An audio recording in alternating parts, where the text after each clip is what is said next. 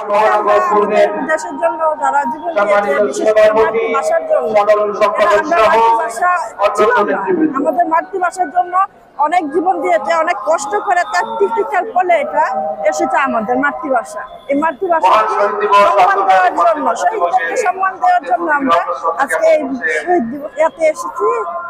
আর সবসময় আসি, প্রতি বছরই আসি, আমরা আসলে আমাদের বাচ্চাদেরকে শিখাতে পারবো, বুঝাতে পারবো যে আমাদের দেশের জন্য, আমাদের মাতৃভাষার জন্য তারা কত কষ্ট করে জীবন দিয়ে মাতৃভাষা এনেছে।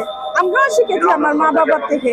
আমরা আশা করি যুগ যুগ ধরে যেন শহীদদেরকে সবাই সম্মান করে, স্মরণ করে, শ্রদ্ধা বলে মনে করে, সেই জন্যই আসা, বাচ্চাদেরকে নিয়ে আসা।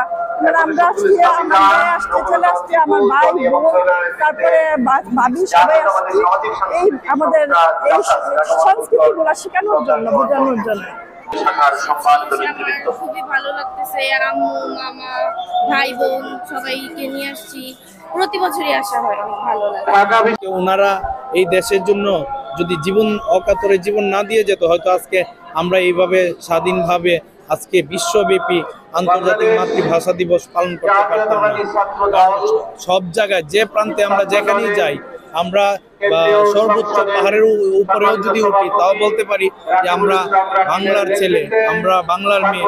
আমরা আন্তর্জাতিক মাতৃভাষা দিবস 21শে ফেব্রুয়ারি পালন করি, তাদেরকে শ্রদ্ধার সাথে স্মরণ করি।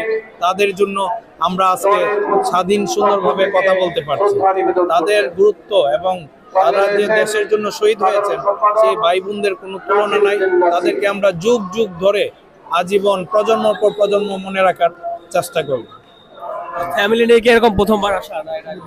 আমি ফ্যামিলি নিয়ে আসছি, যে আমার ওয়াইফ, আমার বউ, বাচ্চা, আমার বোন, বাইগনা বাইগনি সবাই আসছে। কারণ ফ্যামিলি নিয়ে আসার কারণটা হয়েছে, ধরেন আমরা জানি, আপনি জানেন 21শে ফেব্রুয়ারির কি, ওরা কিন্তু বাচ্চারা জানে না।